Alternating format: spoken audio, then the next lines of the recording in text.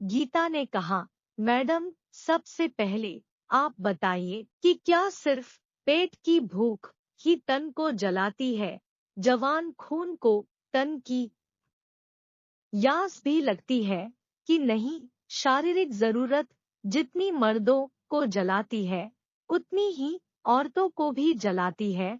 शादी के बाद भी इस जोश का इलाज न हो तो औरत को क्या करना चाहिए? मैडम, मेरी शादी को 2 साल हो गए हैं, पर अभी तक कुंवारी हूँ। मेरा पति संजय नामर्द है। आज तक उसने मुझे छुआ तक नहीं। मेरे भीतर का जोश लावा की तरह धधक रहा है। अगर यही सब मर्द के साथ होता तो अपनी जरूरत पूरी करने के लिए वह कहीं भी मुंह मारता कि नहीं? कौन इस तन की आग से बच पाया है?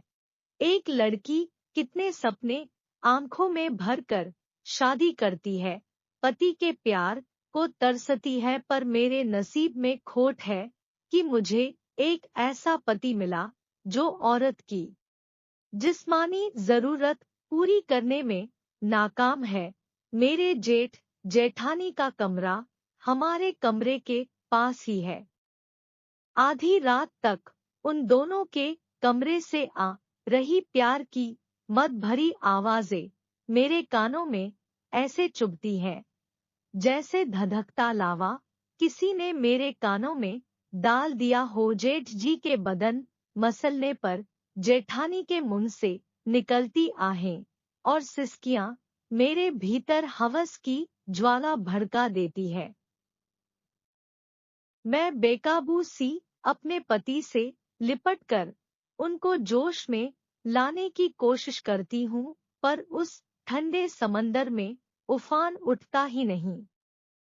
आपको शायद पता होगा कि साहब, जब आपको छेड़ते और शरारत करते थे, तब मैं चुपके से देखती थी। आपको देखकर मेरा भी मन करता कि कोई मुझे भी छेड़े, मुझे भी प्यार करे। एक दिन मेरे ताऊ ससुर का लड़का वनराज घर आया था, एकदम जवान।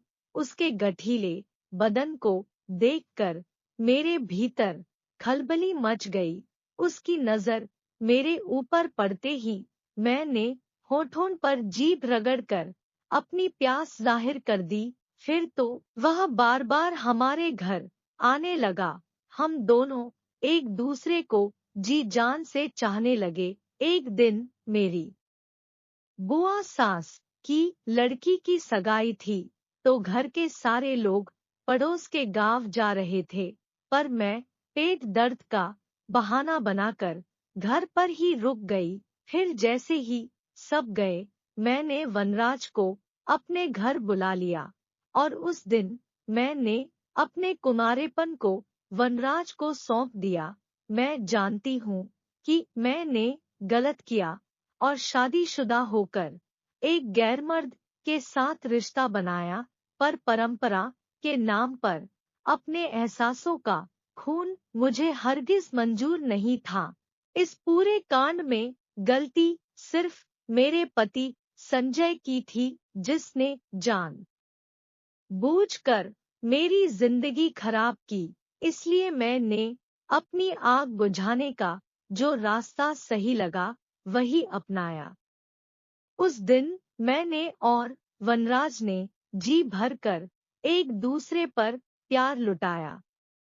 उसके बाद जब भी मौका मिलता, वनराज मेरी शारीरिक जरूरत पूरी कर देता। मैडम, मैंने सिर्फ शारीरिक जरूरत के लिए वनराज से रिश्ता नहीं बनाया, बल्कि हम दोनों एक दूसरे से दिलो जान से प्यार करते हैं। लेकिन एक दिन मैं और वनराज घर की छत पर एक दूसरे के प्यार में पागल होकर खो गए थे कि मेरे पति ने हमें ऐसी हालत में देख लिया। अब आप ही बताइए कि मैंने क्या गलत किया।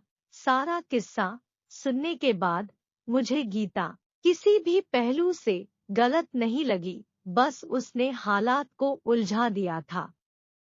मैंने गीता को समझाने की कोशिश की, तुम और संजय आमने सामने बैठकर इस मसले का हल निकाल लो। गीता ने कहा, मैडम, अब जो भी अंजाम हो, पर मैं उस नामर्द के साथ एक दिन भी नहीं बिता सकती।